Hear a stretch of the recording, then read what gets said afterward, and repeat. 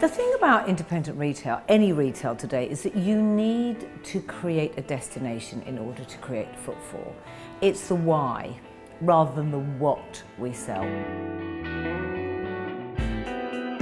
This, in their hand, the phone, is the first thing that people will do. And if you haven't got a presence there, that is really going to be an issue to your growth. Absolutely no good in ignoring it. You have to do something about it. So what you should be doing if you're a small business is partnering with businesses that have an online presence that will work with small independents and actually increasing your social media, increasing what you put out there from your business.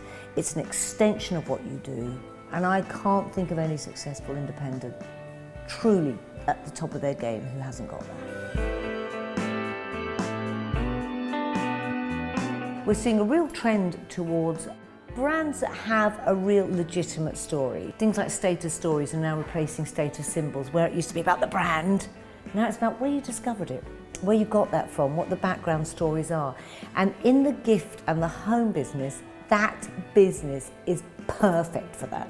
There's nothing lovelier knowing who painted that picture, knowing where that frame came from, thinking about the same way that you connect your product to the people that come into the shop.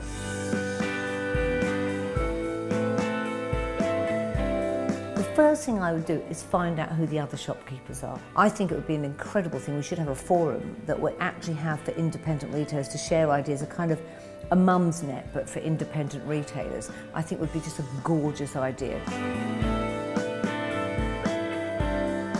So many independents, when I would go into them, they'd say, oh, I'm a furniture shop. And I'd say, well, what's different from what, for example, IKEA might be selling? Often, I think the thing that you can do is that absolute bespoke personal service where you start to build your customer base, know what they want, and actually search and resource for them, I think is absolutely important.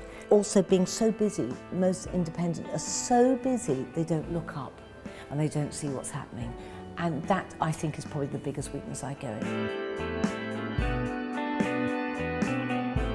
When I'm looking to turn around a failing business, the first thing I do is look at the people who are running it. And really often it's giving confidence. It's about believing in yourself.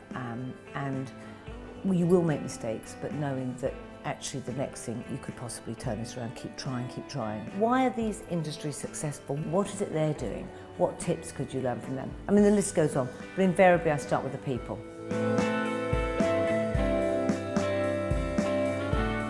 When I wrote my High Street report, all the big businesses particularly were saying it's about out of town. Big supermarkets, of course, they'd say that, that's where they wanted it to be. You had a lot of the economists saying it's all going to go online. What they forgot were two key things. One, people are humans. People want to connect. Second thing is this. When the crash happened, people looked at how they were spending money. And so people didn't want to drive out of town. They were spending money on petrol to park up, load their car up with a big week shopping in a big supermarket that covered everything. And now the supermarkets are trying to get back onto the high street. You'll see a lot of the local businesses. Now that that's happening, with every pound spent in this country, half of it is spent on food. That's a great thing because that footfall comes back to the local high street, which is a really good thing for small businesses.